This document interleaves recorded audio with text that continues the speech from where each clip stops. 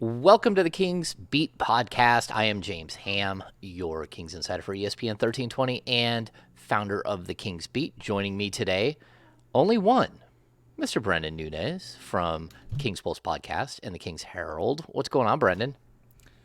Not too much, James. Feeling like, I'm pretty good at predicting these final scores. I think that people need to come to me for betting advice. I clearly know what I'm talking about here. We do have Nostradamus here. He's been. Hey, I'm still alive. Sean has been eliminated from the finals pool. Clearly, he had a 4-1 Golden State Warriors, and that is now impossible after the Boston Celtics jumped up and bit the Golden State Warriors. Sean is away today. He actually went to the American Century Golf Tournament at Edgewood up in Lake Tahoe. And I think yesterday they had a media day where media members got to play on the course, which is like spectacular. I used to cover that, and I haven't done it in quite a few years. I don't think is it this weekend? I don't think so. It's usually the weekend, the third week in July, the second weekend of July, after July 4th. I know this because it usually falls on my anniversary. And so my wife and I have gone up and hung out at the golf tournament and hung out in Tahoe for a couple of days for our anniversary. But that's where Sean is. He had to drive back this morning, and so we needed to roll because we have a busy week. And I also, just on a personal note, my little dude is graduating from 8th grade today. I have a niece graduating from high school tomorrow, but I've got a busy evening and a busy tomorrow, so we couldn't manipulate things around to work all three of us in. But that's okay. We've got Brenden, who is the grand poobah of prognostication in the NBA Finals. The real story is Sean was embarrassed to show his face after his prediction didn't work That's out. it. Yeah. Oh, Sean. So we have go to. ahead. Can we move to Celtics talk here? To Celtics and Warriors talk? Yeah, let's do it. Let's do the basics first. Number one, if you're watching on YouTube, give us a thumbs up and subscribe. We're approaching 1,500 subscribers already. I remember when we were like, "Hey, let's get to 1,000." So now we got to get to 2,000. We need to do that quickly. And I know that there are a lot of you out there that are watching, so you got to get that number up. We need you to subscribe. Give us a thumbs up. The comment sections have been awesome. We've had great comments. They're my favorite thing. Are they? They're so entertaining. Yeah. I jump in and have discussions and, here and there and go a little crazy. So I think it's fun. That's who jumps in, just so everyone knows. When the Kings Beat jumps in and responds, that's me. But keep filling up the comment section. I love it. I think it's great. Let's see. Outside of that, we have a new tee. We have Off the Record with the Kings Beat, the T-shirt, which you can get at the merch shop. And there's actually a link down below to the merch shop and also a promo code for 15% off your order. Those are ready to roll out. I'm actually having women's versions made for you ladies out there because the Kings Beat actually has quite a few lady followers. So I'm having women version of the Kings Beat Off the Record with the Kings Beat tee. They're going to be like a darker black with a V-neck, and I think it's gray. They're pretty sweet. So good old Jim over at Brick House Industries is doing magical work for us. We're also working on the business of basketball, the T-shirt. So we'll get that. I don't know if Brenden captures when I say that, like when I add the T-shirt, it's an homage to Spaceballs. So do you know you haven't seen Spaceballs? No. God damn it, Brenden.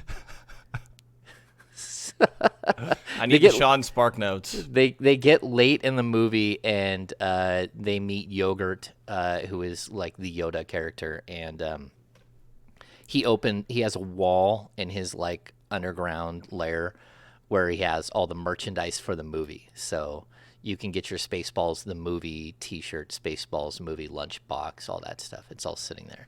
So I will add this to my list.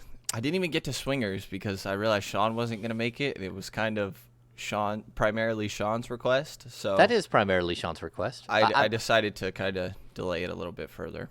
All right. Yeah, and we're going to get to movie talk later, too, because Hustle came out on Netflix, and we'll get to that later in the show. I think it's pretty awesome, and so we'll break that down. Even though again, Brenden hasn't watched it. Shocker. Shocker. Yeah. So we'll have to get to that down the road. Okay, so let's get to this Warriors Celtics talk. How is it that the Celtics, again, if the Celtics figure out how to punch back after the third quarter, then they're okay. If they can take, it's basically like taking the rope-a-doping. If they can hang in there through the barrage in the third quarter from the Golden State Warriors, then they can live to fight another day.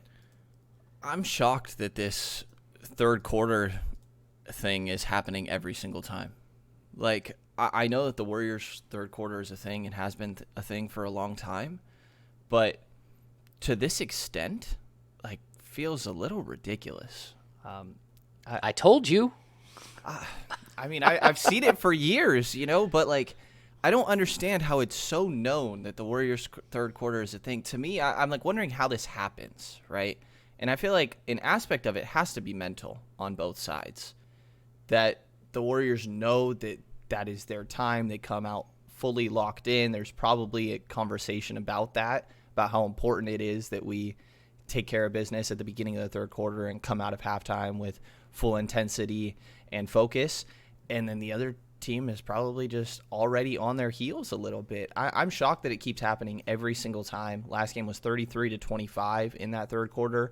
And really, that's not even as bad as it originally was because the Warriors started out hot and then Golden State kind of slowed them down. But it's almost like we need to start talking about some of these Celtics fourth quarters. Like, Golden State in Game 1 scored 16 points to Boston's 40 in the fourth quarter. And then in this Game 3, Golden State scores 11 points in the fourth quarter to Boston's 23. Like, I think there needs to be a conversation about, like, Boston's defense. I know they were ranked number 1, but I feel like understandably it was like, well, Golden State's offense is just a whole different beast.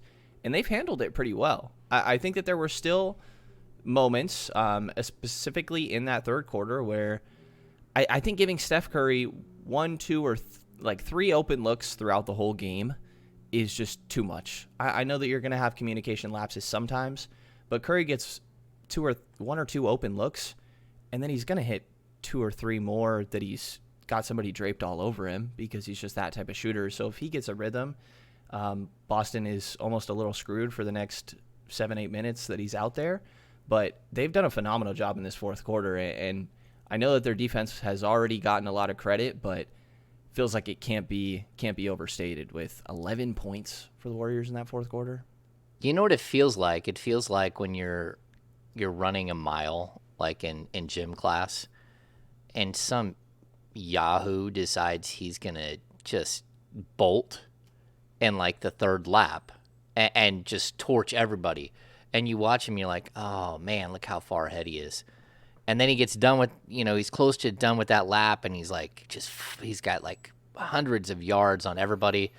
And then you're just like, okay, look, he's grabbing the side. Oh, yeah, he's got a side ache. Oh, yeah. Nope, he's not going to make it. Oh, look, we all passed him.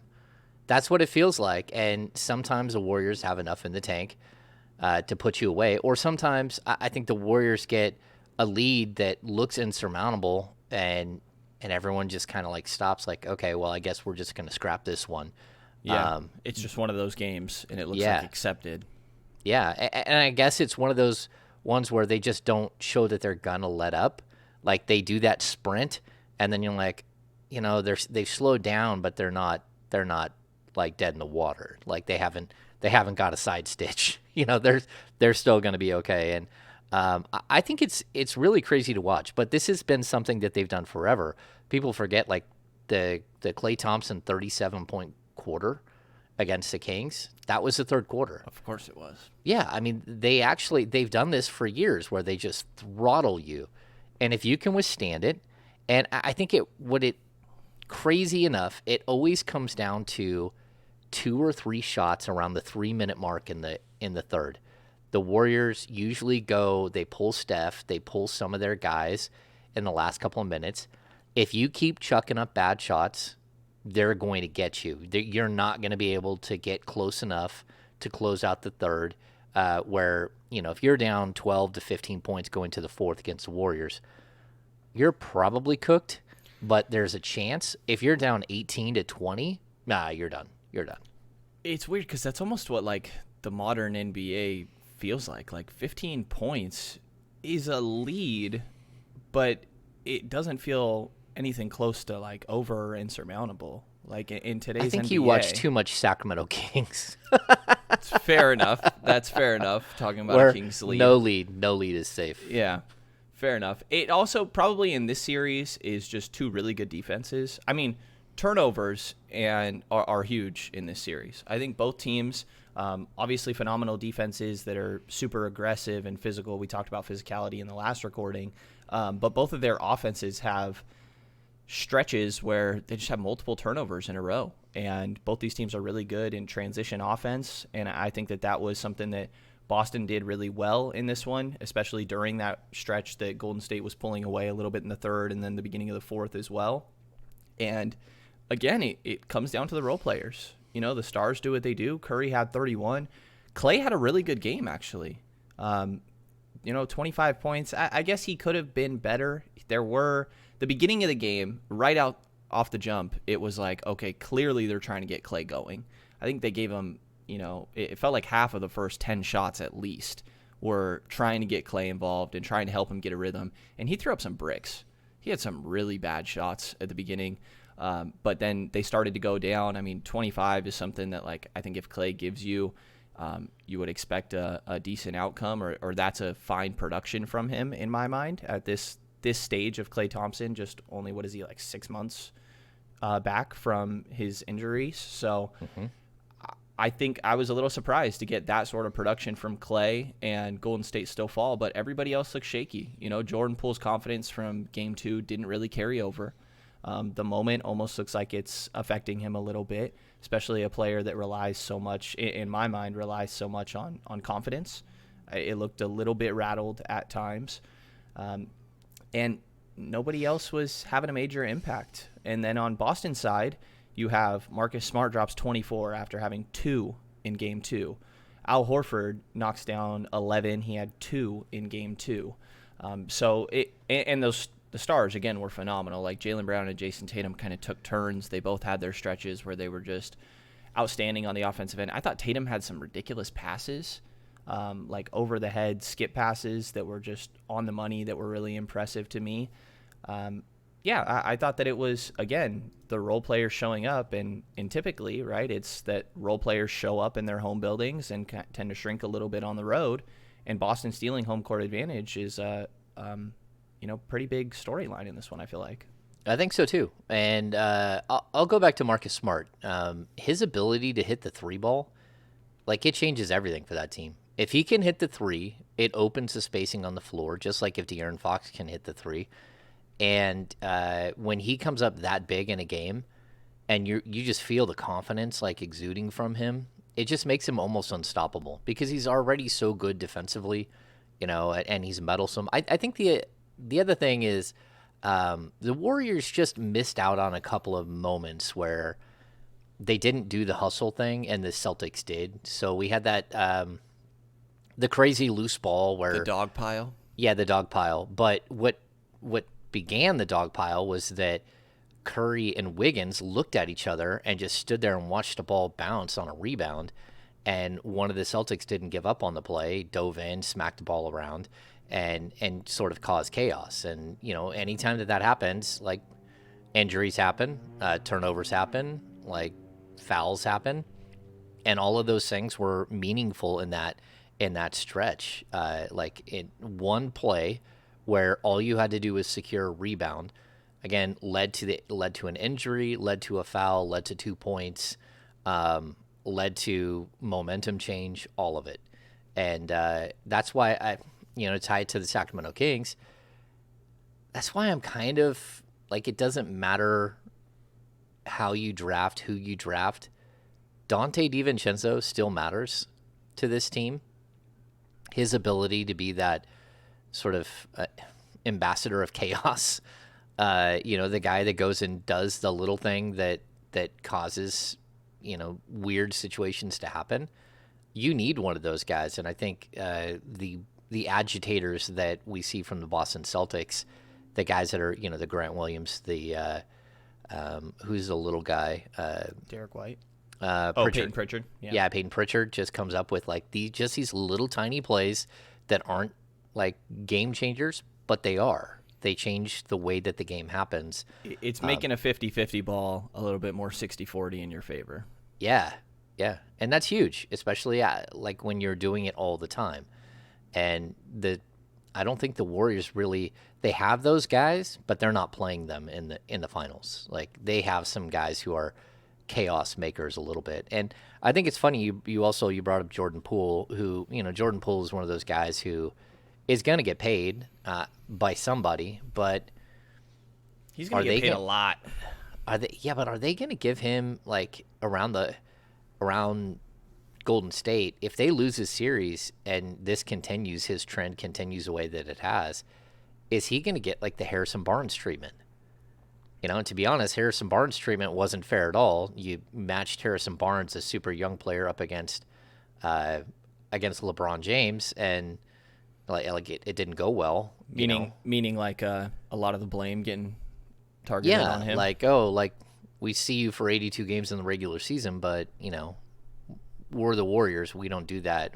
We win in the playoffs, and so I just think it's an interesting.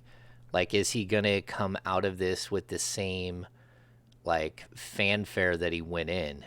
And I think that that's a big deal. Like, again, I think Al Horford is, like, if he has 2 more big games and the Boston Celtics win this series, he might make himself into a Hall of Famer.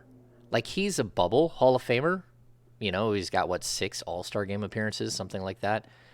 He's made it to the Eastern Conference Finals a couple of times with the Hawks, and he's been a really good NBA player.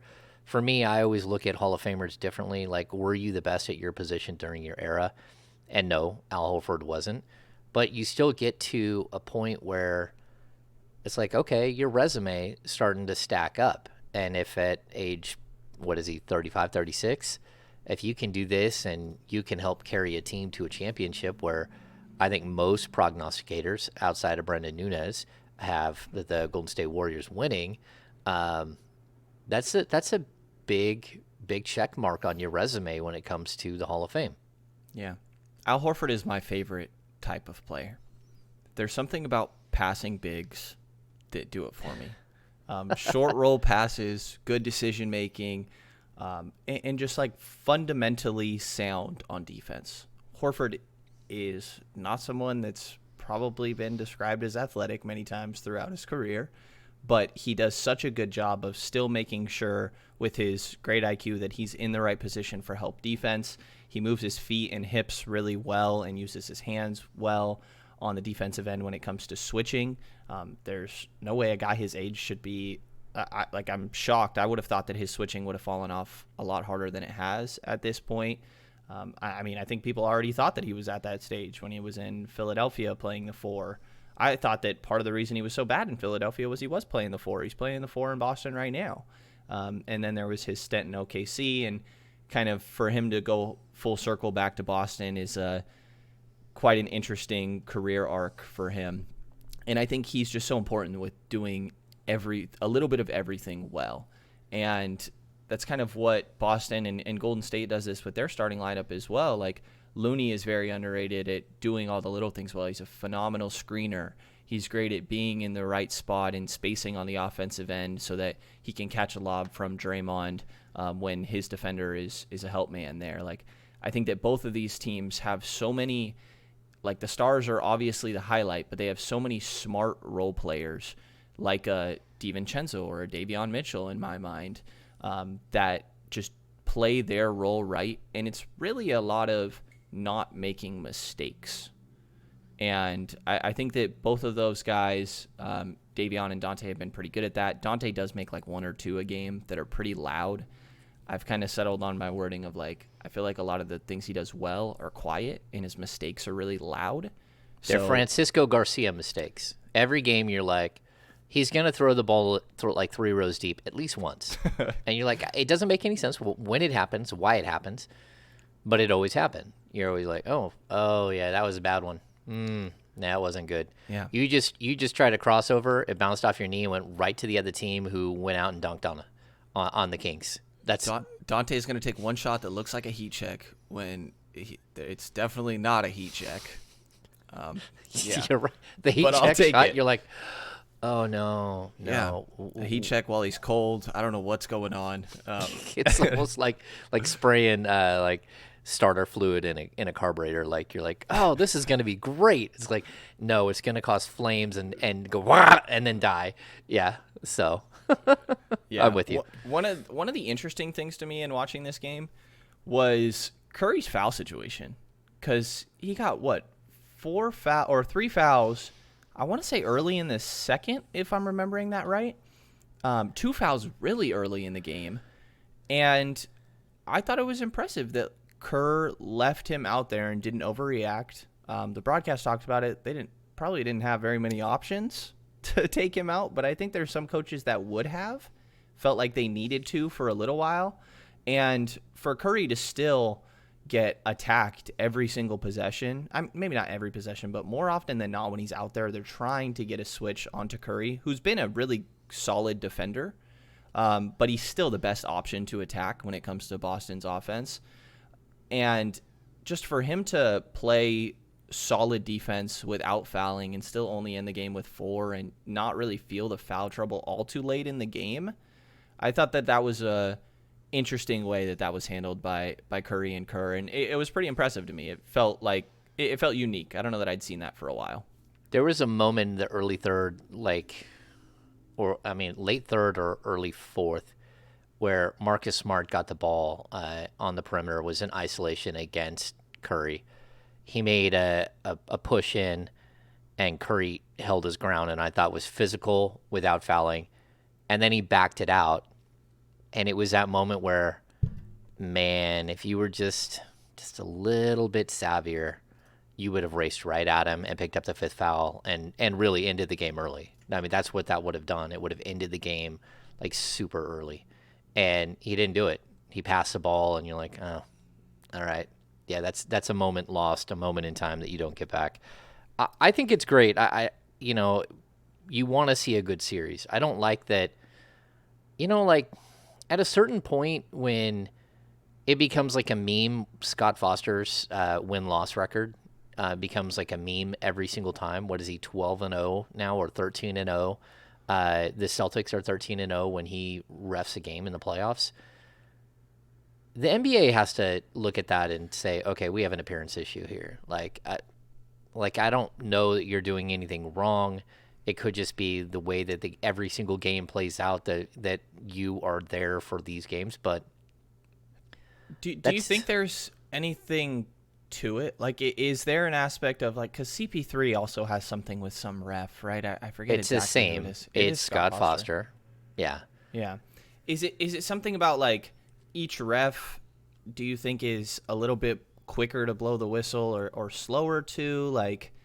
And some teams are better at playing with physicality. Like, do you think that if we dove into it and like really looked at it, that there would be understandable trends, or is this just kind of random? Like, I don't know that it's random. And I know that if I were like a guy who bet games, I would look at that. I would say, oh, Scott Foster's betting. Let me look at his record against those guys. And if I'm the NBA, that's something I have to be cognizant of. I need to know that people are literally betting because Scott Foster is reffing a game against a specific team or with a certain team that's involved that he's got a really high track record against. That's not something the NBA should have to worry about, but they probably should be worrying about that. So I don't know. It could just be mystical and random. I know that, like DeMarcus Cousins and Scott Foster never got along. He threw Cousins out during halftime of a game that I was covering. Like, Cousins went over to have a discussion with him after getting a technical in the first half. And as he's walking off the court, not having a demonstrative discussion, having just a discussion, he gets tossed. So there are certain guys that know that they can't say anything. But, we talked about this a little bit. Like, Draymond Green is on notice, right? He's got 2 more technicals. And Boston knew it, obviously. But, like, they were really pushing him. There was a time where Grant Williams, like, intentionally just bumped into him.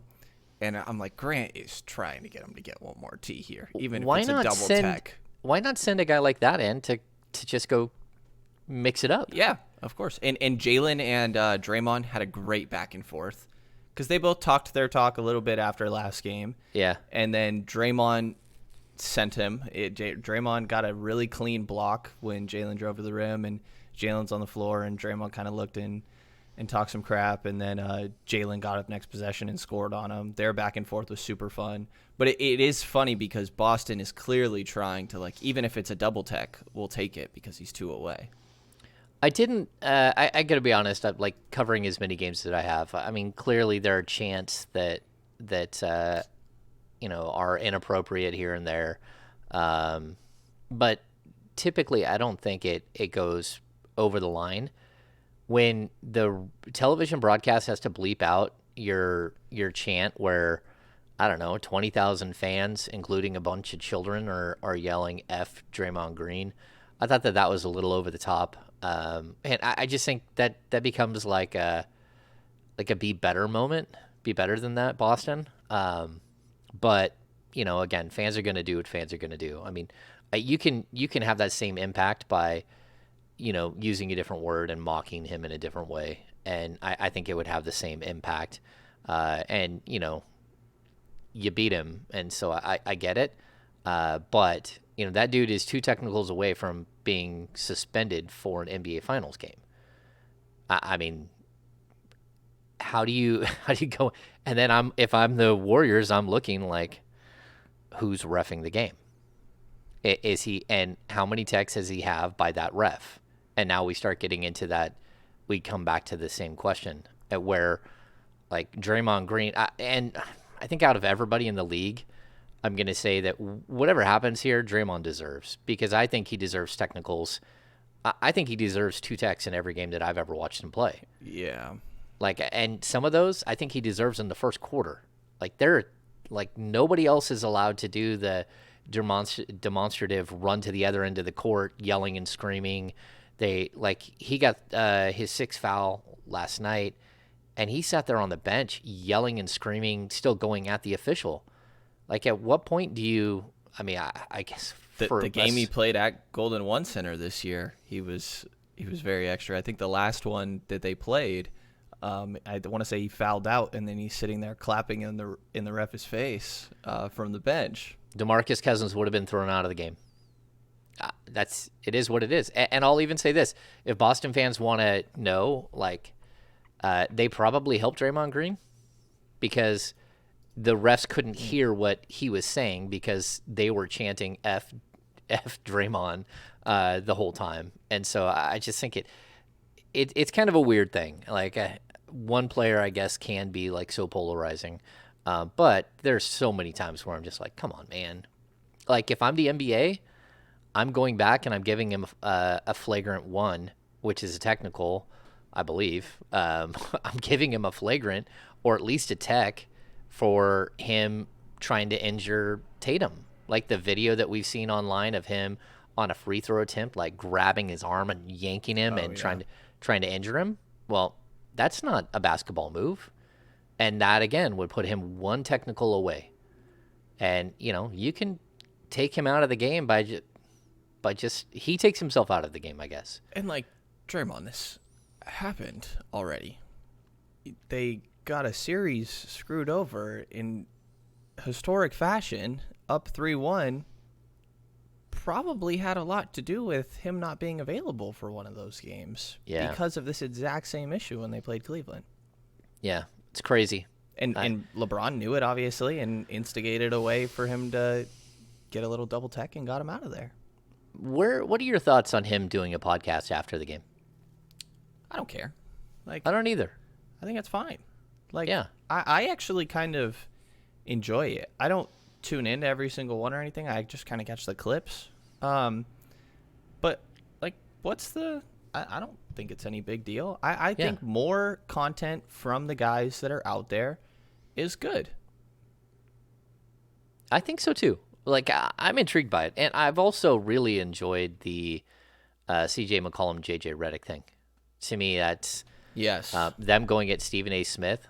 Like, Yes. how about have an honest take, not yelling and screaming, and then when they start picking apart his argument, and he's like, "I didn't say that." It's like, "Oh yeah, let's rewind the tape. You did say that. So let's go back and like you're talking about something that we weren't talking about."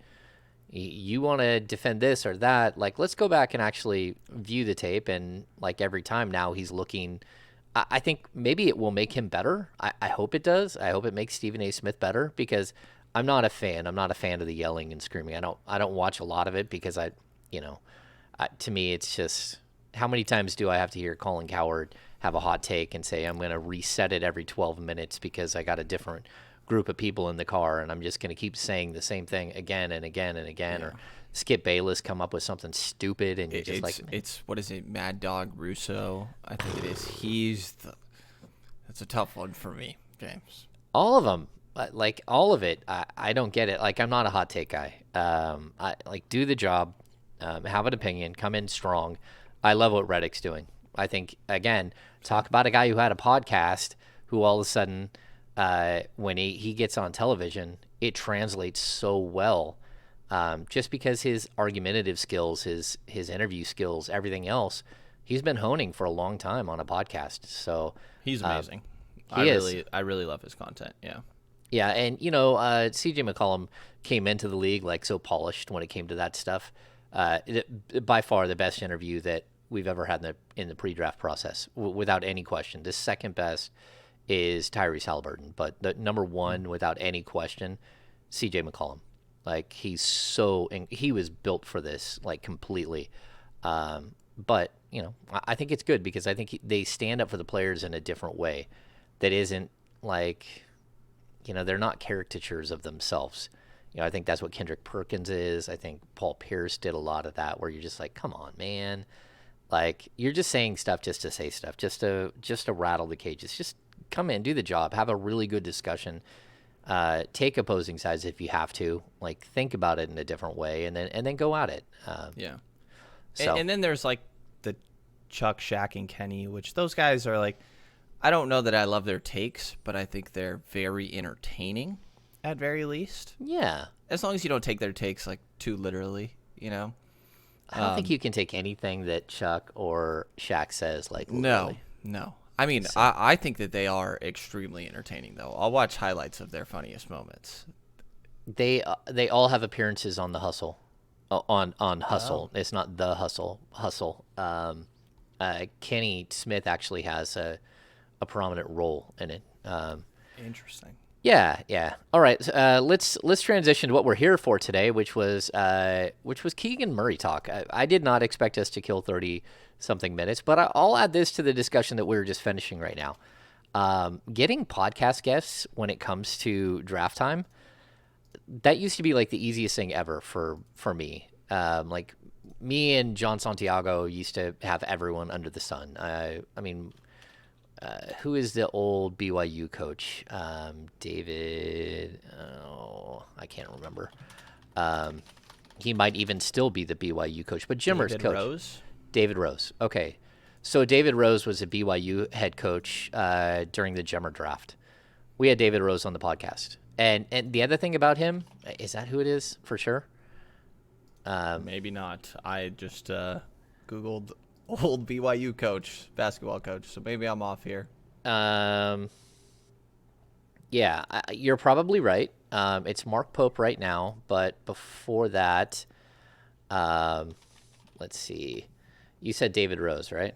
Yeah, David Jack Rose. There's something else interesting about Dave Rose. Dave Rose, who is a 64-year-old white dude. I'm looking at him right now. He's the fifth member of five Slamma Jamma. Like it's David Rose, Hakeem Olajuwon, Clyde Drexler, like one of the greatest college basketball teams of all time. He's one of the five. Interesting. Yeah. So anyway, we had him on the pod, and we had C.J. McCollum's head coach. We had Damian Lillard's head coach on the pod. Mike Schmitz, before Mike Schmitz was Mike Schmitz, was on the pod every year. Sam Bessany on the pod every year. It used to be super simple to get guys for the pod. Now the problem is that Draymond Green and 4 million other people have podcasts. And so it makes it really hard because I've started turning people down because I'm too busy. I can't do it. I can't do, between 3 and 8 or 9 hours on radio every week. And then on top of that, another, 4 hours of podcasting plus editing and everything else.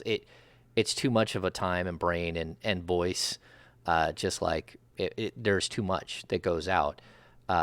So we will have guests, but that's just my explanation on why we haven't had a ton of guests, because there are so many. Like if you're somebody who's out there who's a draft expert and you have 17 different Sacramento Kings podcasts hitting you up to do a podcast,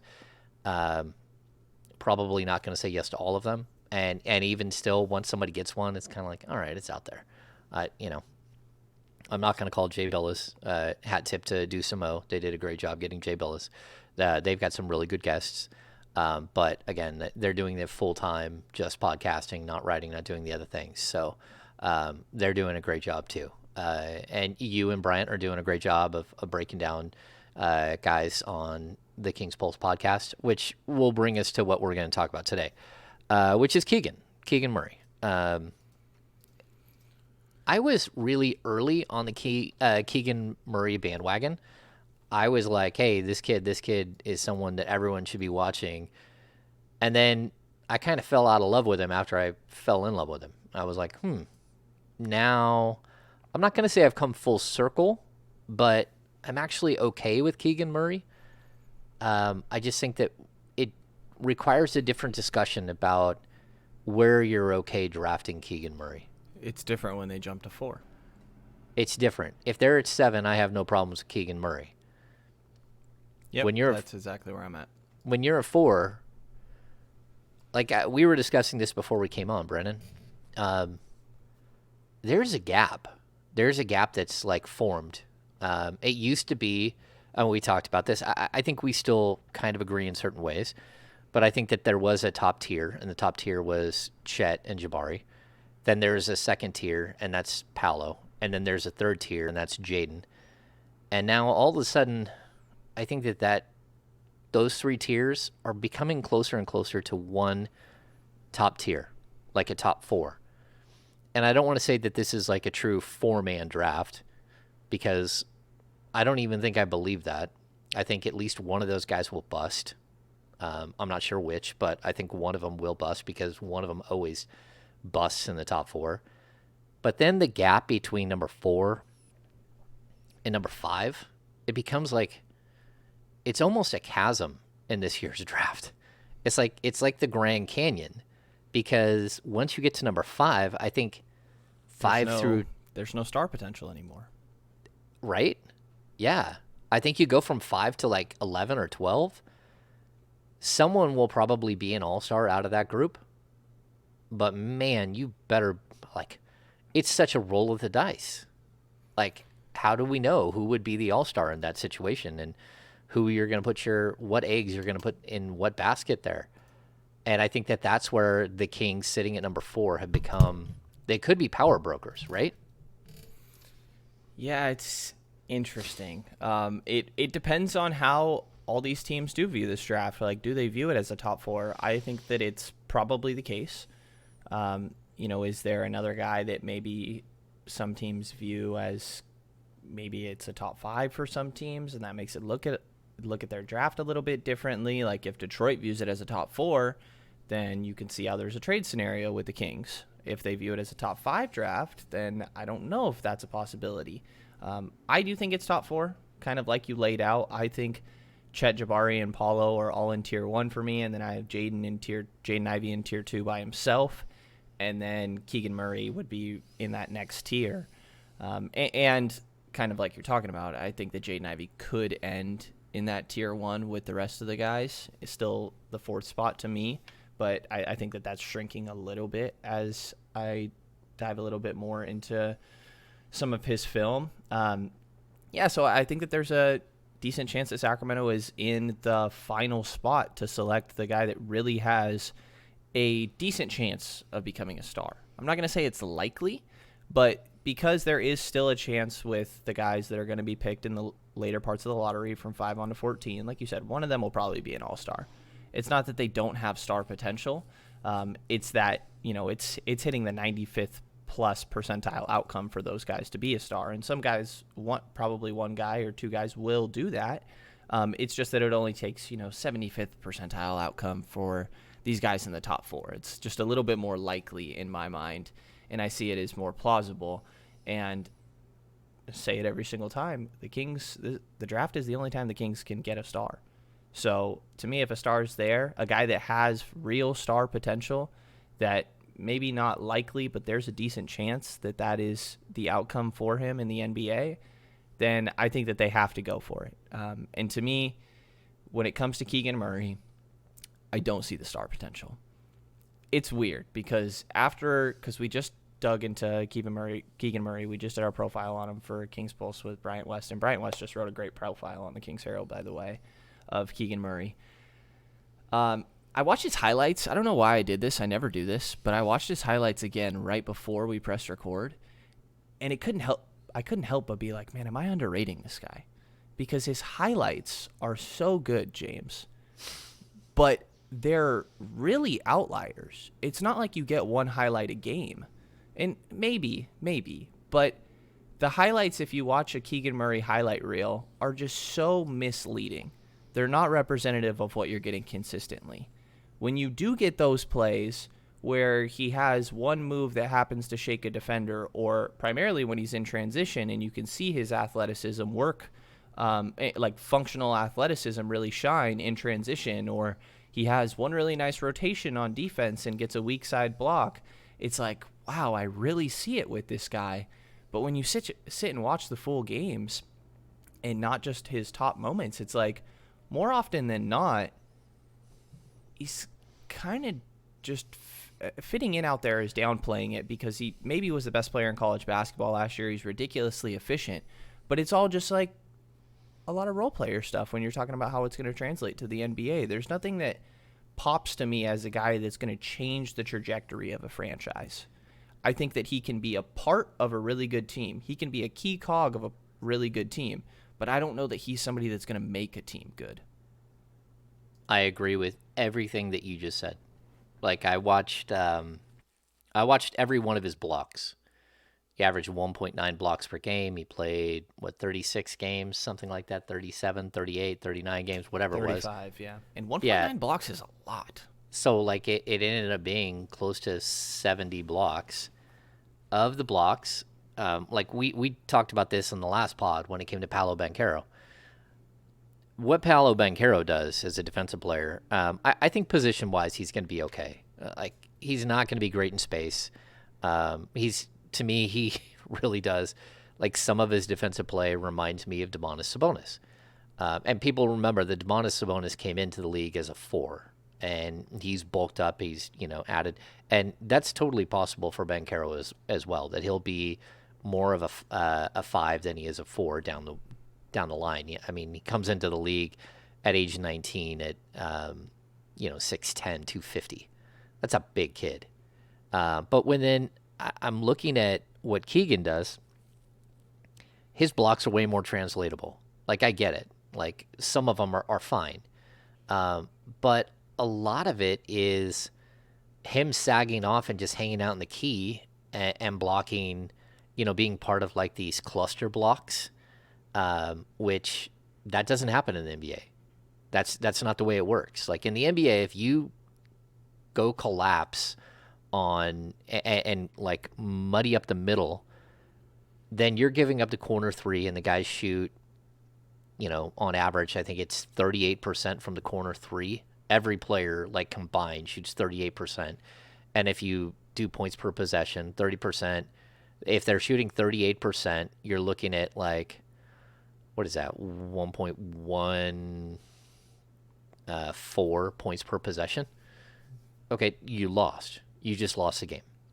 So, like, it's so easy to see how a lot of what he did just won't happen at the NBA level. And I think he's still going to be a decent shot blocker. I think he'll average between like 0.9 or 0.8 and 1.1, 1.2 blocks per game, which is fine. That's good for a power forward.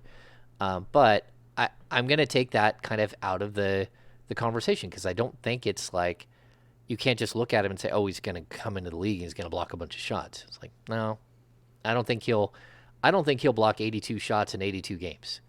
I don't. Yeah. And so I look at the way that he's able to play multiple positions on defense. Okay, I don't think he can defend a 3 at the NBA level. He can defend a 4, but he can't defend a 5 unless you go super small ball 5. I think he's switchable, and I think that he's not going to be a defensive sieve. I think, but I'm not going to put him as like a plus defender at the next level. I think he'll be okay. He's better defensively watching every play than I thought he would be, because I had watched games but not enough, and then the sample size was too small. I watched more. Like, okay, he's more engaged on the defensive end than I thought he was. But then I get to the – go ahead. He had some really good moments against Johnny Davis when they matched up. I thought that was probably what I was most impressed with defensively after kind of diving into it, was his switchability. I thought that he was pretty solid in that aspect. I don't know that he's somebody like, we saw at times, for example, like Mo Harkless is who they're assigning to like Devin Booker at the beginning of the game. And maybe he's like as good of an option as Mo Harkless at this stage in his career, but I still don't know that that's like an ideal matchup. He's not somebody that you're putting on a Devin Booker or a Zach LaVine or two guards of the league or anything like this. I don't think he can be Mo Harkless defensively. No, I don't think at like peak Mo Harkless. Was just kind of like talking Mo Harkless last year. And yeah, I guess even then in an aspect, I don't know. I think that I'm a little bit higher on Keegan than you are defensively. But again, it's just like you see everybody, for example, on Boston's defense, and you see Golden State's defense doing this as well. Even the guys that aren't rim protectors. Like, I wouldn't call Jaylen Brown or like Grant Williams, even Derek White at times, like rim protectors, but they do a good job of like being in the right spot and having verticality and using their length. Like, I think that, again, he can really be an important cog. He could be the fifth guy on one of the best defenses in the league, but I don't think that he could be he's not going to come in and take Sacramento's defense from, what was it last year, 28th, 27th, up to, he's not the one that's making a difference on that end and bringing them to 20th or better himself. Like, we talk about needing a weak side rim protector and somebody that's going to kind of do a little bit more of the cleaning up and carry more of the offensive or the defensive load, while Sabonis cares about more on offense when it comes to that front court pairing. And I just don't think that Keegan is like that guy. I think that I project him as better than just like an average defender, but also not somebody that's ever like all defense or really making a defense all that much better. If he's making the Kings defense better, it's because it's an improvement over the defense that they already had in place of Marvin Bagley or Trey Lyles or Chimezie Metu, which is I think a significant jump in defensive production and also offensive, but not enough to change the defense. Yeah, okay, so when I think he's a smart defender. I think he's aware. I think he does have good defensive awareness. I think he's long enough that he'll be okay closing out on three-point shooters. I think he will get some blocks. I think he will get steals. Like, he's not like overly active, but I also thought on the offensive end, I actually watched him float a lot more than I did on the defensive end, which is what I came away with after watching a bunch more film, was that I thought he was floating on defense more than he was, just kind of like there. And in reality, he does that a lot on the offensive side of the ball when he doesn't have the ball. He kind of just floats and kind of does. Even when he goes in to do post moves at the NBA level, like, sure, you're going to score against some smaller guards. And he scored at like the 99th percentile in 99th. in the league on post ups. I All think of his percentiles are ridiculous. Like, his all of them efficiency are can't nuts, be aren't they? understated. Yeah, 97th transition, 85th spot up, 99 post up, 86th offensive rebounds, 80th isolation. Yeah, he's ridiculous. Yeah. I mean, like, he is an advanced statistics, like, anomaly. He really is. Like, I'm watching all of, but then I'm like, does it translate? And I'll say the first thing I'll tell you is that his usage rate was higher than De'Aaron Fox's. He had a 29.7 usage rate. He ain't getting a 29.7 usage rate at the NBA level. He might get a 22 usage rate, but I don't see that there's a way that he's ever up around 30. That to me is crazy. So if I sort of break that down right away, I know that his numbers dip from 23.5 points a game to like 17. Without even like considering like how he matches up or anything. Like, the usage just isn't going to be there, especially his assist percentage isn't high for a guy with a usage like that. That might be one of the more skewed stats where you're like, holy cow, your usage was way up here and your assist rate was way down here. Yeah. That's not going to fly at the NBA level. And to be fair, the turnovers were really low as well. Yeah. With only He doesn't 1.1 per turn it game. over. But it's Yeah. just like he's not making any sort of risky moves. There's no creativeness to his game that comes with guys that I think are on another level. And this is why, like, I don't see much isolation creation from him. The handle certainly isn't there. This is why I think that it's pretty safe to like just project him as a role player, and it's really hard to even see anything more than that.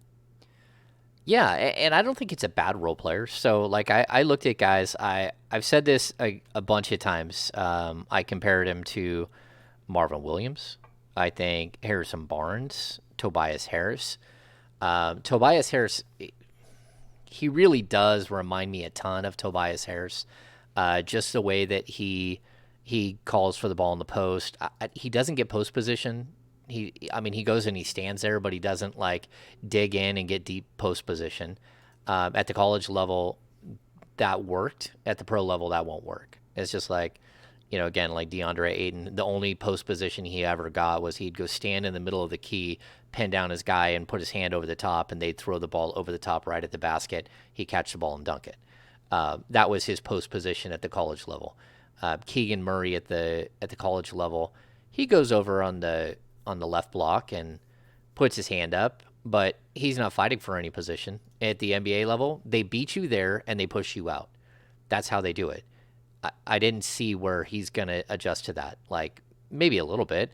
And I'm not saying that he's not going to be able to post up at all. I think he will, the same way that Tobias Harris does. But Tobias Harris, I think one of the things hard to talk about when you're comparing Tobias now to Tobias coming into the league is Tobias just plays with a lot more strength and force and pop. So, like, when somebody goes to like put their hands on Tobias Harris, he gives them a shot.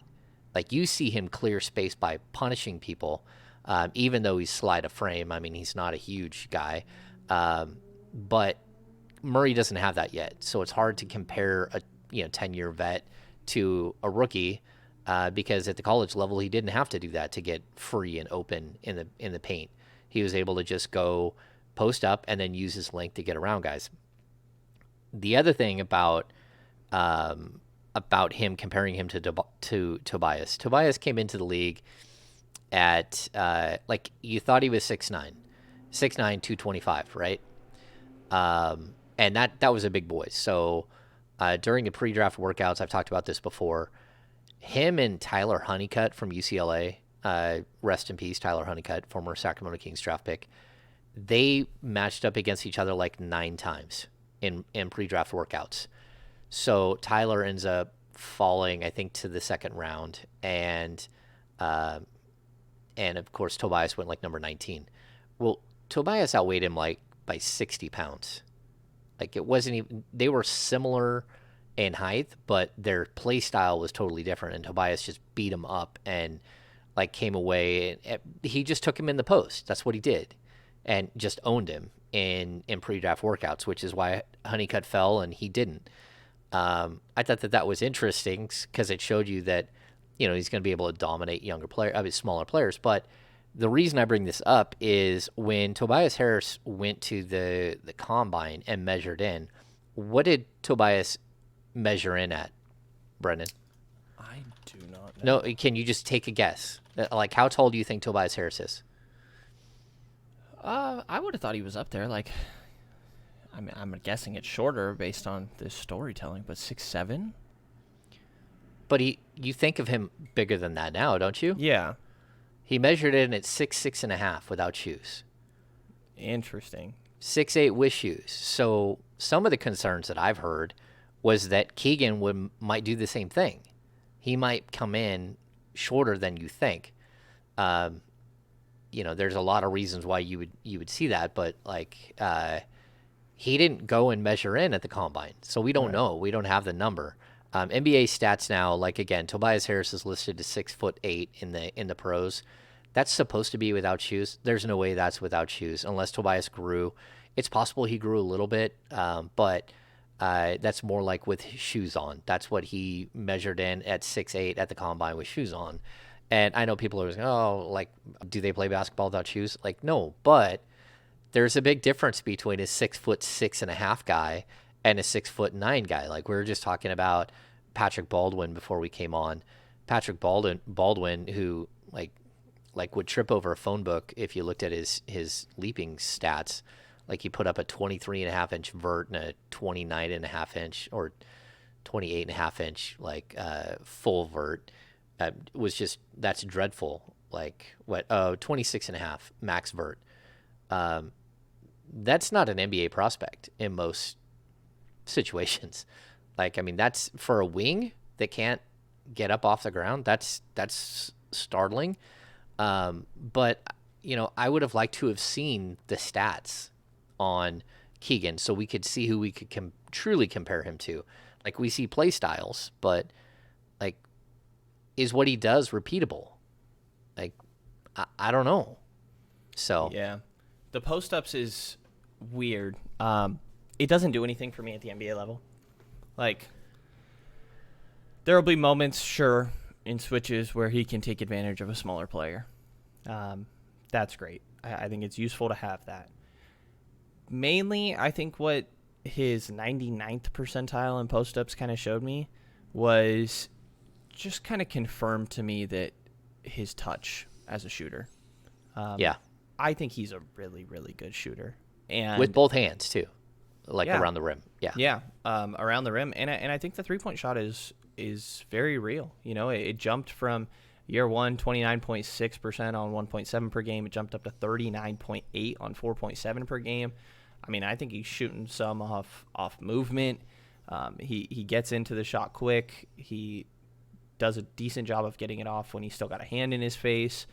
I really believe in Keegan Murray as a shooter, and I thought the post-up kind of just displayed – it was a little bit more of a confirmation for me of like, okay, he does have really good touch. He's a good shooter, and you kind of can see it from all points of the floor. And to me, it was just more so confirming that rather than like he's going to be somebody that post-ups in the NBA. I think it's only going to be very clear mismatches where he does that, and I don't think that that's like we're searching to get a mismatch on Keegan Murray so we can go for a post-up. It's that we were trying to get a mismatch for Fox, and this is just the situation that it ended up being, so we're going to try to give it to Keegan on this one. So, yeah, I don't know that did all too much for me. And then the other aspect of where there's kind of a limited ceiling here is less than 10% of his offensive possessions were pull-up jumpers. And that's such an important skill for a guy that if you're talking about like a top 5 prospect, and also for a guy that we talked about, like his defensive impact, he's going to be solid on that end, but not a true difference maker in my mind. I think that shooting off the dribble and creating for yourself is such a valuable skill on the offensive end to be a difference maker and a feature point of an offense. And Keegan just didn't really have that. And there's moments that it looked okay when he did do it that can't help but make you wonder. Again, if you watch the highlight reel, it's like, okay, there is off the dribble creation. But to me, if he had that in his bag, Iowa would have gone to it more often. He was clearly the feature piece of their offense, of their entire team, and there just was not many pull-up jumpers for him. I think Iowa did a good job of being creative and getting him looks without him needing to create for himself like that. But I think that we just would have seen it more often if that was something that was really a skill set for him. There's not amazing footwork when it comes to step backs and space creation in the mid-range or from beyond the arc. I thought that, and we talked about the handle as well there, that I think falls into it, but I think the lack of self-creation is another thing that really limits what sort of ceiling we're talking about with Keegan Murray. Yeah, I mean, again, I think we're being really hypercritical of him. Just being completely honest, I think you could listen to this and be just like, oh my gosh, you guys are just burying this guy. But it's because we're talking about from the perspective of the fourth pick. I think so. Yeah, again. And then I'll say this, like, would you feel 100 times different if you had the fifth pick? Yes. I would too. I think I'd be advocating for Keegan Murray at the fifth pick. Yeah. It'd probably be a race with some other guys, but I think that there's a really good chance Keegan would be my preference for the Kings if they were sitting at 5. I think that, like I've talked about this, in a normal draft, I think that Keegan is more like a 10 through like 18 player, like a normal draft. And I always bring up, I mean, Tobias Harris was 19th pick, but I always bring up Saddiq Bey, who was, the 16th pick? Something like that. Like, I don't think that there's a huge gap between what you saw. And again, we're talking about a player who, although he only played 2 years in college, he did do a prep year, and so he'll be 22 before the start of the season. So we are talking about an older prospect, even though he only has 2 years of college basketball. Jaden Ivey has 2 years. Benedict Mathurin has 2 years. Like, there are a bunch of guys here that we're talking about that are like 2-year guys that are sophomores that are coming into the draft. But Keegan is a year and a half, 2 years older than a lot of them. And that's not a huge deterrent for me. That just tells you that, like, where's the upside and, like, how far can they go? How far can they grow as a player? But with him, I think he comes in and he's really polished. And again, if I look at him, I think in a normal draft, he's like 10 through 18. This isn't a normal draft. Like, I look at this draft and it's just, I don't think it's very good. There are going to be players who are better than what we think now, for sure. There are going to be players who are major risk-reward picks. Shaden Sharp is a guy who could either, like, become a star or who could fizzle out and play, like, 70 games in the league. We never hear from him again. That's totally possible. Dyson Daniels is a guy who I think has taken advantage of the fact that this is a soft draft and moved up in probably the top 7 to 9 range. Benedict Mathurin is a guy who I think translates. Like, he may not be a star at the next level, but I think he can be Gary Harris. I think he could be, old Nick Anderson before he stopped hitting free throws. I think he can be that type of, like, impactful shooting guard. AJ Griffin, like, I don't hate AJ Griffin as a prospect. I don't love him because I don't think he plays defense yet, and I also don't think he has functional athleticism. But, this draft is so funky that I think there's really only like 2 completely safe bets, and that's Banchero and Keegan Murray in the top 10. I think everything else outside of that is like, oh, I think he can be this or I think he can be that. It's not that I know he can be that. I'll throw Jabari too, but I get what you're saying. Yeah, I mean, Jabari Chet, maybe. Like, they're like number 3 and number 4 of what I think that about a player. And then, like, we do pass over Johnny Davis, and I think he's a guy that you probably know he's going to be a solid NBA contributor for a long time too. It's just, what's the ceiling? Like, how good is he going to be? And I think his floor is way higher than a lot of these other players' floors, but his ceiling may not be as high. And that's why when you're usually drafting from 1 through 8, 1 through 9, 1 through 10, you're looking at floor. You're not looking at ceiling. You're looking at ceiling. You're not looking at floor. You're looking for star potential. And I keep coming back to this, that I don't think that this draft has like incredible star potential. Even at the top, I don't think that there's incredible star potential. Good players, yes. Yeah, even the guys at the top. I mean, obviously, I love Chet Holmgren and haven't been shy about it. He's not somebody I see as a number one on a team, on a playoff, on a championship caliber team. I think he can be the most impactful player on a team, but I think that he's going to need a lot of help around him. I would agree. I think this draft is a little bit weaker. I think it could be deep with role players, but the star talent is certainly lacking. And you reach those role player caliber really quickly, right at 5. And I think Keegan Murray is the start of that conversation. And, it's hard to deny that, like, Keegan kind of is the exact type of player that the Kings need. A guy that is a really good three-point shooter, can hold his own on the defensive end, and even a little bit more than that in my mind, be a part of a good defense. He's certainly not a weak point when all of your previous 4s, except for when Harrison was playing that position, have had extreme weaknesses, at least on one end of the floor. When you talk Bagley and his defense, Harkless's offense, Trey Lyles' defense, Chimezie Metu's defense, and even Metu's shooting, every one of their 4s outside of Harrison Barnes has had a serious weakness in one way or another on one end of the floor. And I think Keegan Murray is extremely useful on both ends of the floor and kind of functions as another Harrison Barnes in my mind. I think that that's a higher percentage outcome for him. And, it sounds like I'm like downplaying what Harrison Barnes does. And we've talked about like getting another Harrison Barnes would be amazing for this team. And I think if Keegan became Harrison Barnes again, that's like a high percentage outcome for him. But I think that it's the similar type of style where he's not winning the game himself, but he just does a lot of the little things right and fills his role well. It's really that he doesn't make many mistakes. I'll say this. I totally agree that like that's his ceiling, right? That's who we think he can be. And the Kings do need another Harrison Barnes type. But I think the big, huge, like, before they need another Harrison Barnes, they need another player that's equal to or close to or greater than De'Aaron Fox and Domantas Sabonis. Absolutely. For this thing to work, yes, you need more types of players that are like Harrison Barnes. You also need players that are better than Harrison Barnes.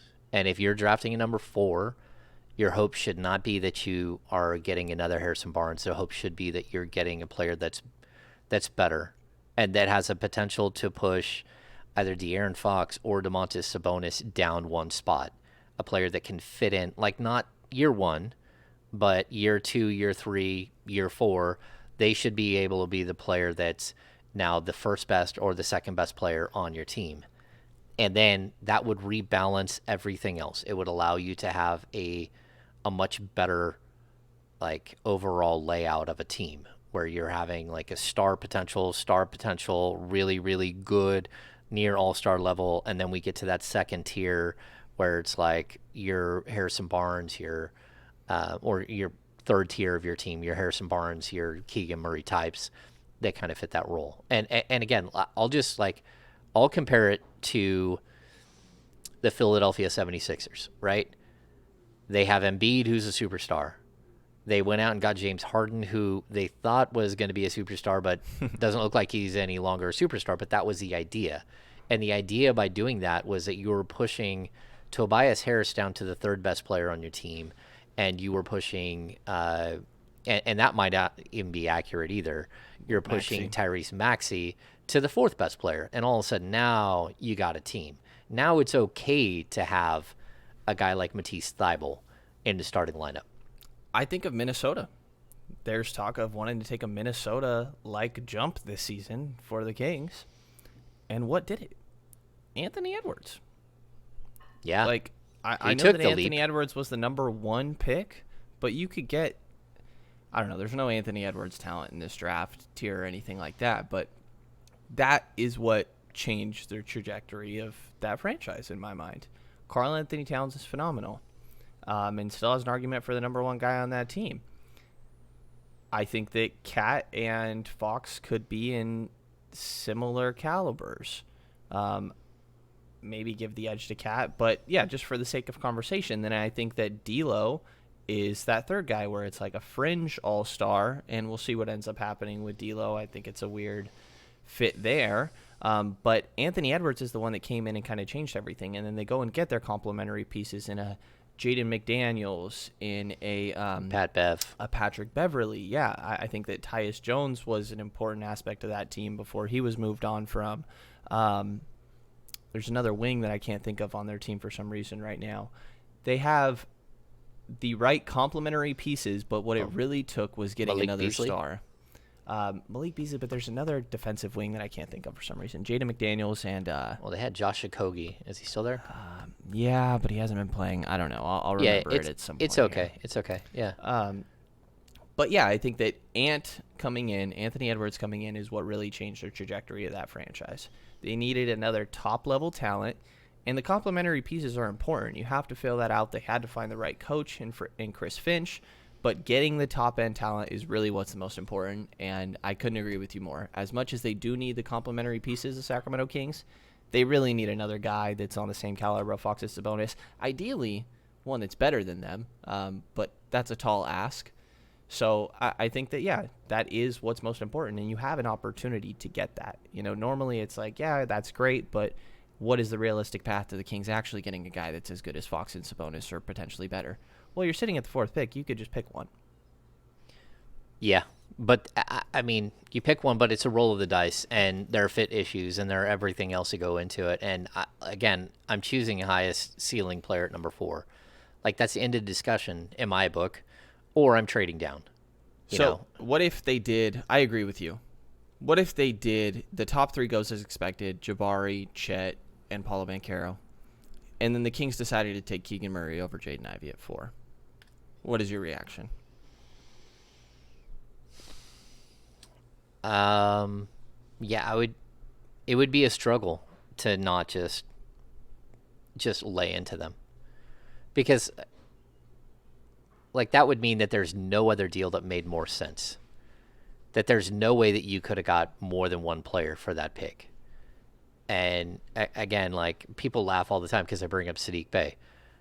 Is there a huge difference between Keegan Murray's projection and Sadiq Bey? Not at this point, no. I don't think so. And so, like, that's where it's like, that's not a player that I can deal with at number 4. I mean, if they make the pick, it feels like you did something just to be better in year 1. When, in all honesty, I can't imagine that there's not a better trade option out there. Because I know if they made that deal, the Detroit Pistons are throwing a party in the streets. If they just draft at number 4 and they take Jaden Ivey, I mean, they take Keegan Murray and leave Jaden Ivey to fall down a spot, Detroit, they are literally partying in the streets. That's the guy they want. And you weren't able to leverage that? That, to me, that adds more question marks. Like, you need to leverage. If Keegan is the answer, you need to leverage in order to get – you better get 2 Keegans. Like, right. If you're at number 4, you better get 2 Keegans, and you better hope that 2 Keegans are equal to or better than 1 Jaden Ivey. Which is tough. I don't know that. Yeah. it depends how Keegan shapes out. It's incredible, right? Yeah. I don't know. Like, 1 star is worth more than 2 starters. I fully agree. Yeah. I would turn it the other way. Like, if you're the Detroit Pistons, what would you give up if you think Jaden Ivey is a star and you think he's the guy? What would you give up to go get him? What would it cost you? What do you think it would cost you to go from number 5 to number 4?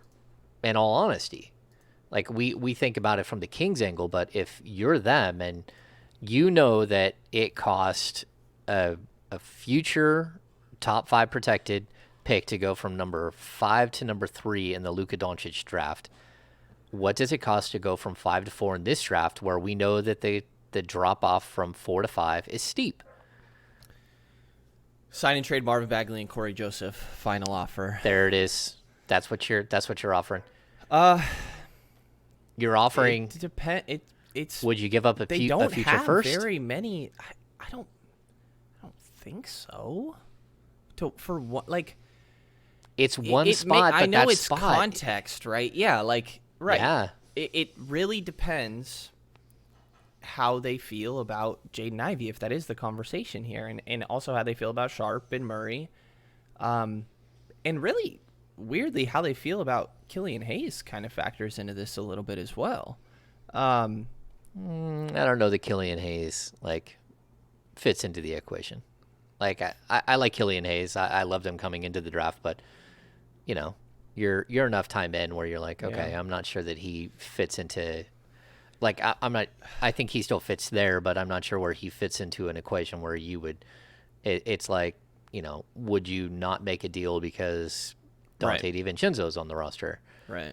And that's not fair because it's different. But yeah, I get what you're saying. I think that they just don't have very many assets to work with. I don't see a future first as being the most reasonable, and also from Sacramento's point of view, I think you'd rather have a Jeremy Grant or a Sadiq Bey because they're obviously trying to turn it around a little bit sooner rather than later. If they were getting a future first, I would imagine that tries to get flipped for some other player or more of something that can contribute more immediately. Like, the assets they have to work with are really Isaiah Stewart, Jeremy Grant, Sadiq Bey.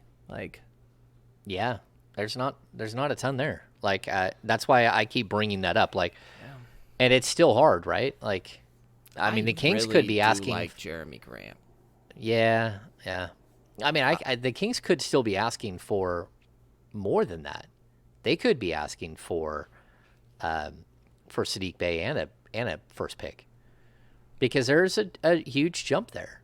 There is a big time jump, and if I'm Detroit, I've got to look at this and go, okay, I don't want to give up my first round picks. I think my first round pick is my most valuable asset going forward, because even if you move up and you get Jaden Ivey, that doesn't mean you're going to be a good team next year. You weren't good this year, you're not going to be good next year. There's a good chance. Now 2 years from now, 3 years from now, when Cade Cunningham fully reaches his potential and then Ivey starts to reach his potential, that's where, if I'm them, I'm really considering, if I've got to give up Bey to go from 5 to 4, then I would do it, and then I would turn around and target the Portland pick at number 7, and let's go get 2 young players that can be impactful and they can grow with Cade Cunningham at the same age.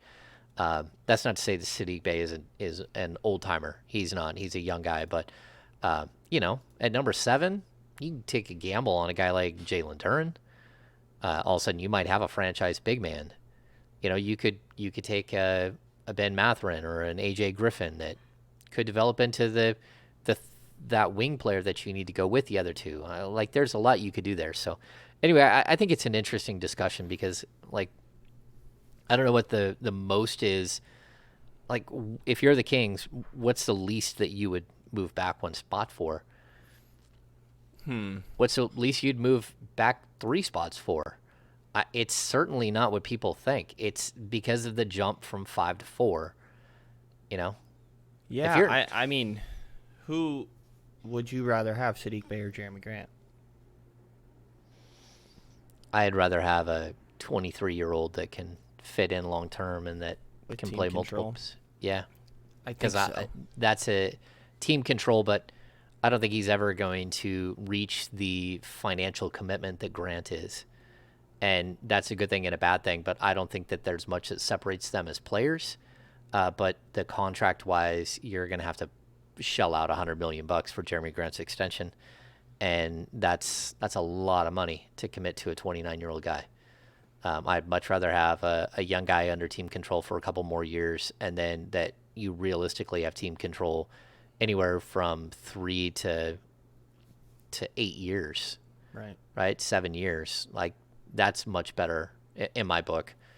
And I think you can pair him with somebody, and then I think you can go out Like if you walk out of draft night and you have Keegan Murray and you have Sadiq Bey, and then you go do something crazy like use Harrison Barnes to go get another legitimate forward option, and all of a sudden you got three forwards that are productive and that can do a lot of good.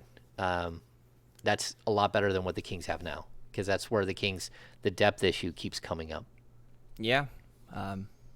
I certainly see the path to how that's a nice quick turnaround and a quick solution to Sacramento getting the wings that they've so desperately needed. I worry that not taking the potential star at 4 means that the team is in a position where how in the world do they ever get out of the first round?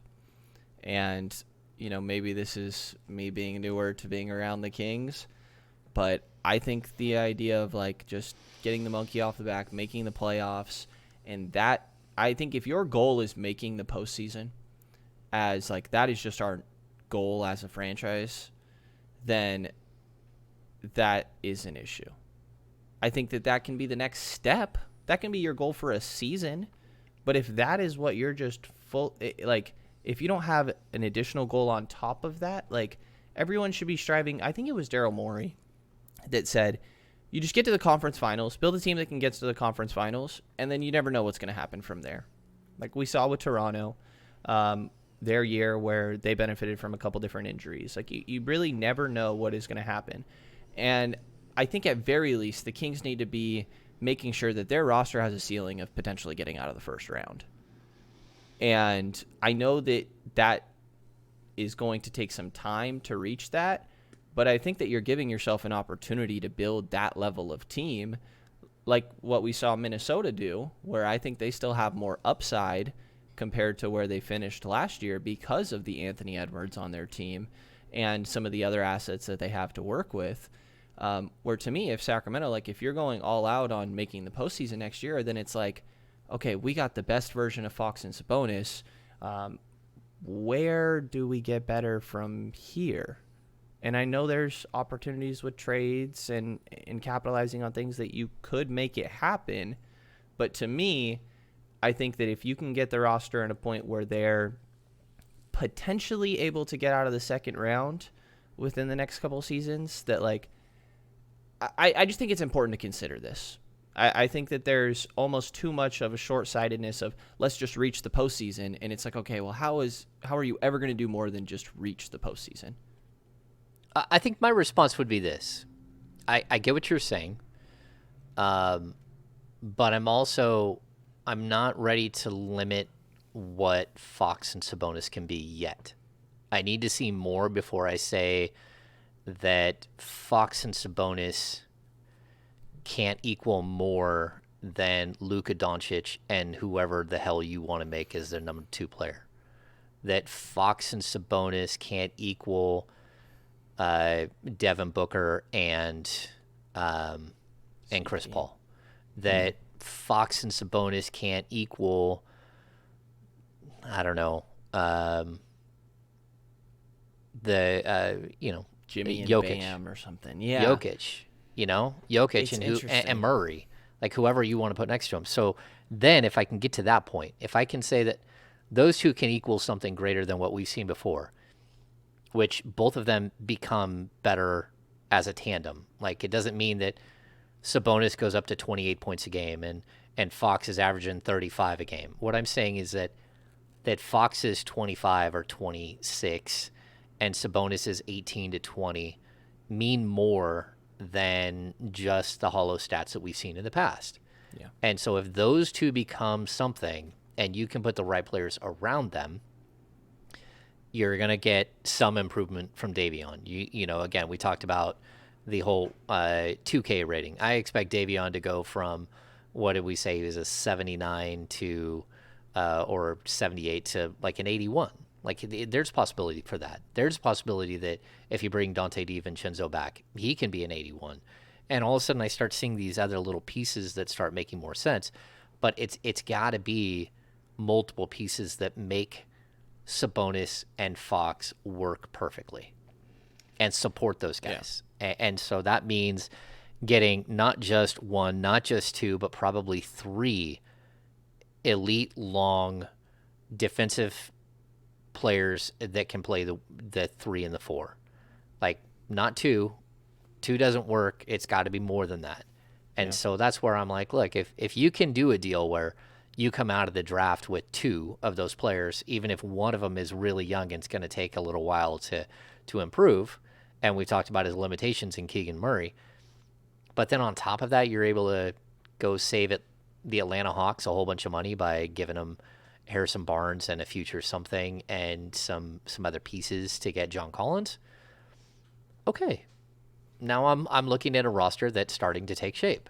Now I'm looking at something where, again, I've got a guy like John Collins who slides into that number 3 spot, but there's a pretty good gap between him at number 3 and number 4, number 5, number 6. Like that's a quality player. And so I can see getting past the first round if it works. If Sabonis and Fox work together, if you put the right pieces around them to make them better and support them the right way. And I don't know, like, I'm still not willing to put a cap on who and what they can be, who and what Fox can be, I guess, is more than anything. I want to see him in the right setting without his 4th head coach in 5 seasons and without his, 7th defensive coordinator in the same amount of time. Someone, who's already so physically gifted offensively. Let's get him with a coach that's defensive-minded and is going to put him in a situation to improve defensively. Let's get better defensive players that can disguise some of the issues that he has. Let's put shooters around him that can disguise any of the deficiencies that he has as an offensive player. And then let's see what we got. Because, I'm talking about what Donovan Mitchell has had around him. Go get him what Donovan Mitchell has around him and see what happens. Yeah, or what Ja Morant has around him. Like, to your point, can can De'Aaron Fox and Domantas Sabonis be as good as a Ja Morant and Jaren Jackson pairing? And then you're going out and getting all those other complementary guys. I think they can. I also think that we haven't seen it. And I know it's only been 15 games. Yeah. It's a lot to bet on. I think that there is a chance that they can be those caliber of guys, and it's really important to get them in the right scenario. And then, once you are looking better than the Kings have in the past, I think the stink of coming to Sacramento could wear away a little bit. If you're a team that's consistently in the first round, somebody could look at that situation and be like, they're not too far off. If I go there, I can help take them to the next step. Yeah. And I think it's easier for someone to say that when the next step is the next round of the playoffs, not just getting to the postseason.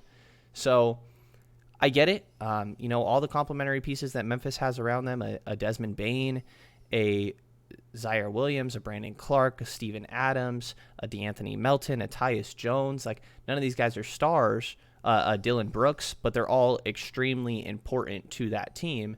Mm-hmm. And the Kings don't have those type of guys that are extremely impactful on defense and then also just can shoot the ball really well from 3. I mean, it's the prototypical 3-and-D mold that is becoming so valuable. Take Fox's wording, length and shooting.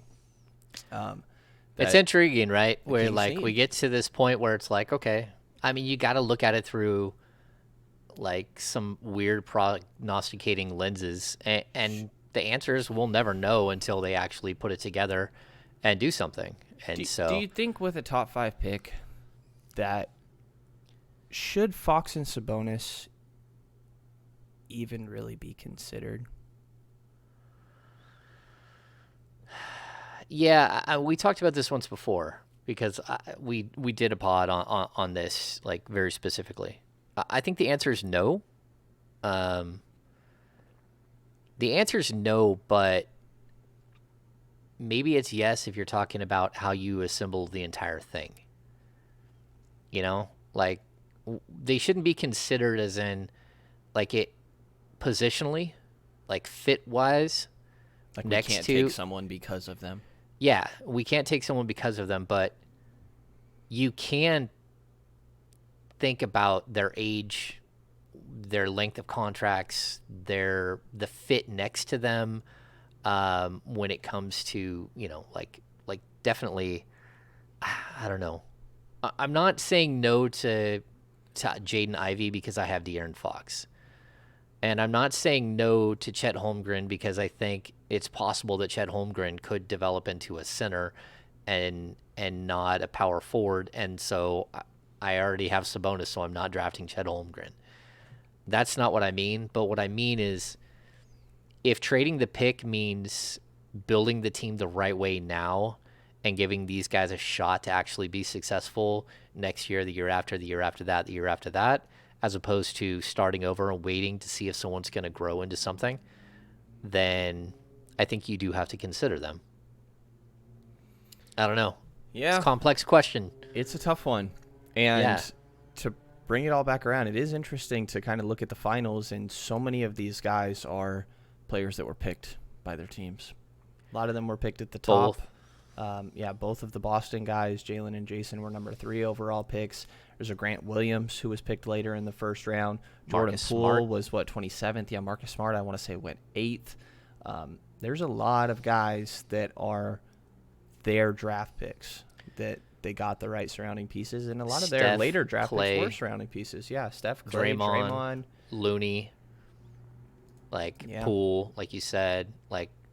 And then we're not even talking about Moody, Kuminga, Weissman. They have a whole nother roster waiting to flip over at some point. It's insane that Wiseman is just sitting there, considering what that asset could have been. Can he even play? I don't even know his health status. He's out for the year, right? Yeah, I can't remember what happened to him. He didn't have another. Williams also. Yeah. No, the Celtics, even Peyton Pritchard, those are picks that the Celtics made. Danny Ainge set that team up with a bunch of picks. Now, did he miss on opportunities to get better? Even Aaron multiple Nesmith times? Doesn't look like a great pick. Yeah. Well, Romeo Langford, right? Yeah. He's not there anymore, or he is there, but he's not playing. He's in San Antonio, actually, yeah. Yeah, they've missed, and the Warriors have missed too. But I'll say this because I said this the other day. I mean, the Warriors clearly look like they missed at number 2 with Weissman. Could he come back and play and be solid down the road? Sure. I'm not going to say it's never, never, ever. But I would also say that, when they hold on to their late first-round picks from their dynasty era, they almost always found solid players. Eric Pascal isn't some earth-changing player, but the fact that, when they needed him to play major minutes because they had nobody and he played solid basketball, they made a good pick. Jordan Poole late in the draft. They always Kevon Looney late in the draft. They always hold on to their picks, where a lot of teams in that range dump them, and they don't try to build that way. I think that's the one thing about the Warriors. The beauty to the Warriors is that they have continuously built out their role players with late first rounds and second round picks.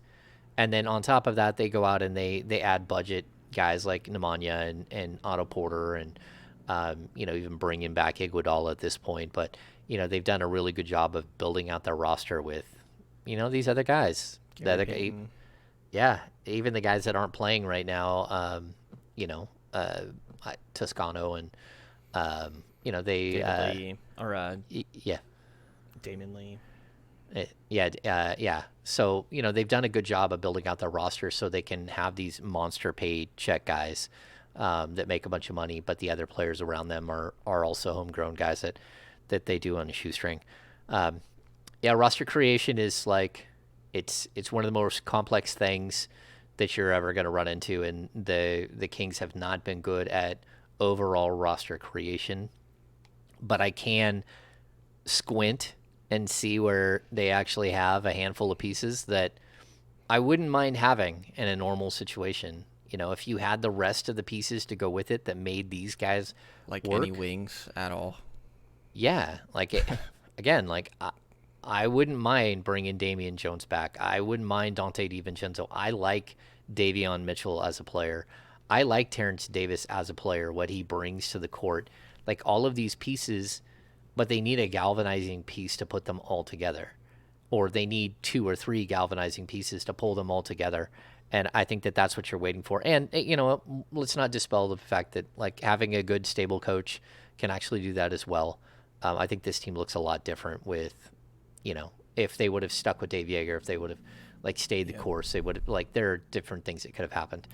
I mean, to the point of Golden State's later first-round picks, like, Eric Paschall goes to Utah and he's not really doing anything. Like, I think a lot of Golden State, I think they do a good job of identifying talent, but I think they also do a good job of putting them and making it very clear what they want from those guys and putting them in a position to succeed where it's like, okay, this is what you're good at. This is what we're putting you out there for. And then also doing a decent job of hiding their weaknesses, like just getting the most out of a player that does have some clear weaknesses. When I think that there's been a handful of times in years past where it's like, this is a weakness of a player on Sacramento's roster, but it seems like he's still being asked to do it for some reason. And sometimes there's been a little bit of maybe there's not better options because of roster issues, but I think there is also absolutely an aspect of you have to identify the talent. The front office has to get the right guys there, but then the coaching staff also has to do a good job of optimizing that talent. Yeah. And I think I'll go back to the fact that the Kings were almost 500 when Mo Harkless started this year. Like, one player who really, like, you're not even sure what's happened, what he does, how he does it, a defensive-minded player who does certain things. But one player almost had a 500 record as a starter on this team. And the team was so far under 500, it's ridiculous. It's intriguing. And I'll also mention that Eric Paschall, like, the reason why he played as much and he got an opportunity in Golden State was because they were taking 2 years off.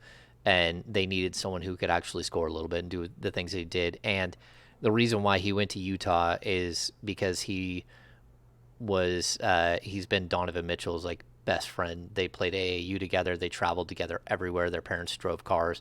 They all carpooled together. And he's there to make sure that Donovan is happy, to be supportive and be a friend. And if he does get to play, he can bring it. He can score a little bit. He can rebound a little bit. He can do some things. Okay, so we got to wrap this thing up pretty quick. Number one, Brenden hasn't watched The Hustle. Hasn't watched Hustle. It's called Hustle on Netflix. I highly recommend it. I had a good time watching it. It's Adam Sandler. I think Adam Sandler derailed his career by going to Netflix and making a bunch of really, really horrible movies. Like just one after another of, I think he had a 7-movie deal with Netflix. And most of those movies are such trash you can't even watch them. Just being completely honest. And I like Adam Sandler. I think it was a career mistake, and they phoned it in for the last 5 or 6 years. I didn't think that with this movie. I thought this was fun. I thought it's basketball related, but a cool basketball related. Juancho Hernan-Gomez was spectacular. Ant-Man was spectacular. But also I want to give a shout out to Greg St. Jean, former development coach in Sacramento. I think he was a Lakers assistant. I'm not sure where. Oh, no, a Dallas assistant. I think he's a Dallas assistant this year. Also the son of Gary St. Jean, who actually has a speaking part where he is actually coaching the team at Combine and is getting yelled at by Adam Sandler to pull his guy, and that's Greg St. Jean. And then shout out to my guy, Dave Yeager, who gets to walk onto the court with Adam Sandler and have his moment, and is in the credits as an assistant coach. I checked in with Dave yesterday. He's doing well. Still adjusting to new life after cancer diagnosis and all of his stuff, but he's doing well. And so good to hear that. And I highly recommend it. I thought it was fun. I watch a bunch of bad movies and a bunch of bad TV shows, and I thought this was a good one. It's well worth the hour and a half or whatever it is to sit down and kind of take it in and just have a good, fun basketball movie. I like my basketball movies, I will say. Yeah? Yeah, I'll get to that one. That one actually excites me a little bit. The other ones, I'm not going to lie, sound like a little bit of a chore sometimes. Usually once I start them, I enjoy them. Yeah. There's something about sitting down and doing it. That type of one sounds like my cup of tea. Yeah, it's fun. It's lighthearted. It's it's a feel good story, and it's got great cameos from Dr. J to Dirk Nowitzki to like Shaq and Chuck and Kenny Smith actually has a role in the movie. He's actually part of the cast and actually not just like making a like this guy's awesome like Luka Doncic does.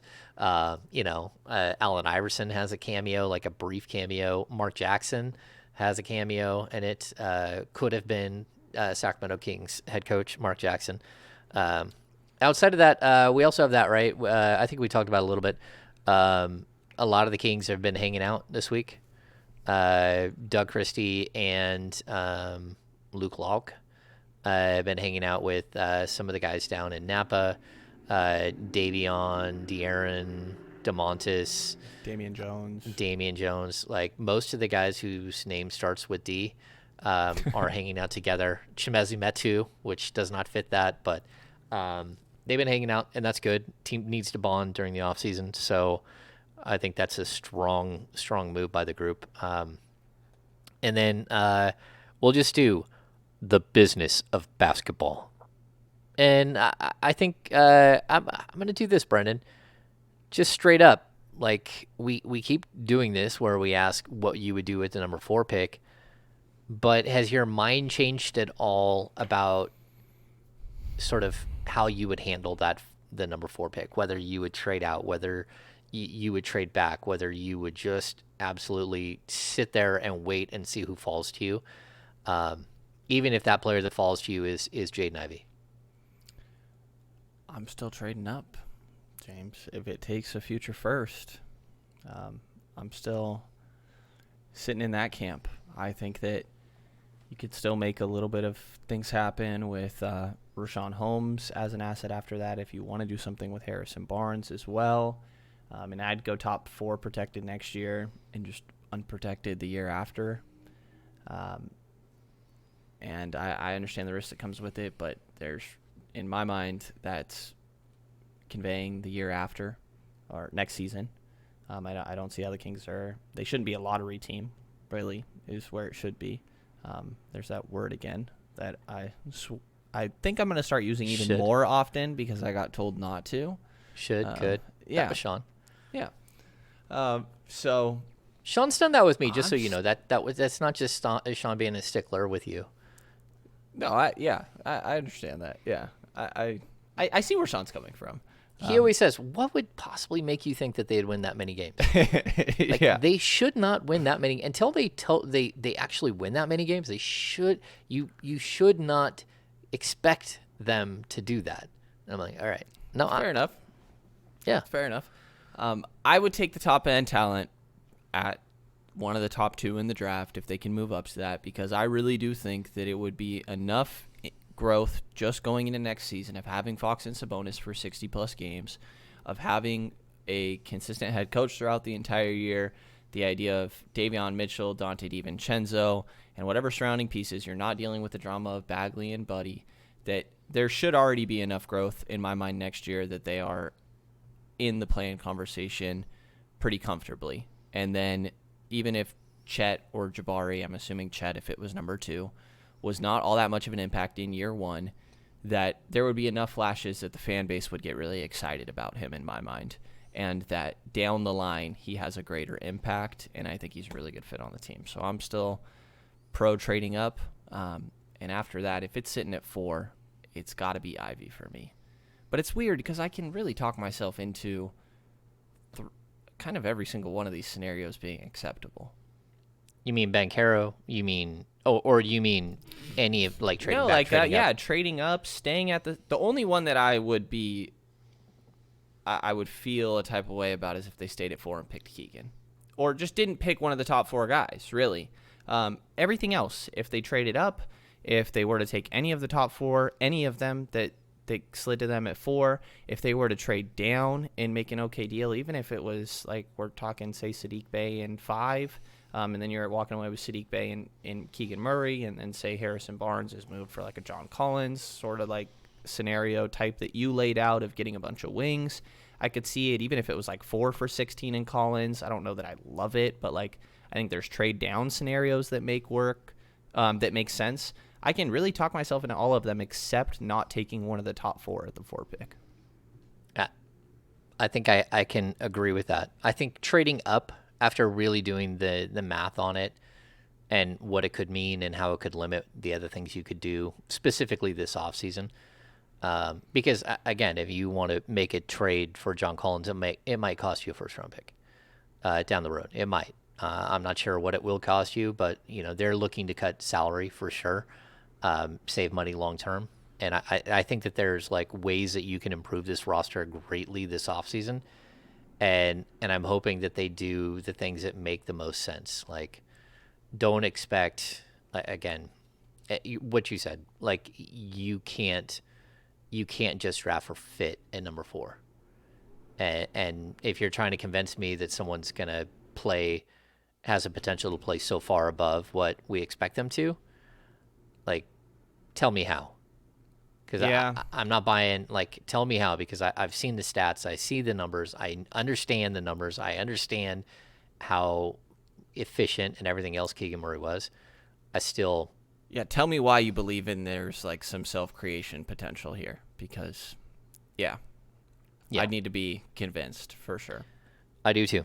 All right. We've covered just about everything. We don't have to do Tuesday overreactions. Sean will be back next week. I think we've lined up a guest for next week, although still waiting to see what day. We also, we're going to have, today is the 9th. We've got some time. So we got the 16th and then the 23rd. The 23rd, of course, is draft night. I'm just trying to figure out when we're going to do the next Off the Record with the Kings Beat virtual happy hour. I will figure that one out. It's just a matter of landing a guest right now because everything is so in flux. I do have 2 people in mind, but if you're not going to the Off the Record with the Kings Beat virtual happy hours, you're missing out because they're a ton of fun. Last month's Gary Gerald appearance was absolutely spectacular. That's amazing. Yeah, it was absolutely a blast to hang out with G-Man and have him go through a bunch of his stories, but also talk to fans and take some fan questions and some, just have some interaction. I thought it was really cool. Outside of that, make sure if you're still watching, give us a thumbs up, subscribe, jump on board with the Kings Beat. We're gaining massive amounts of subscribers right now, which is awesome. I love it. Welcome aboard all new people. We are still going to lock content at one point, but the biggest thing for getting a subscription, a premium subscription, is you get to come to the happy hours and hang out with us and have a few drinks while virtually while we talk basketball with incredible guests and really break stuff down and have some good moments. So that's going to do it for this edition of the Kings Beat podcast. For Mr. Brenden Nunes, I am James Ham. We will see you on Tuesday.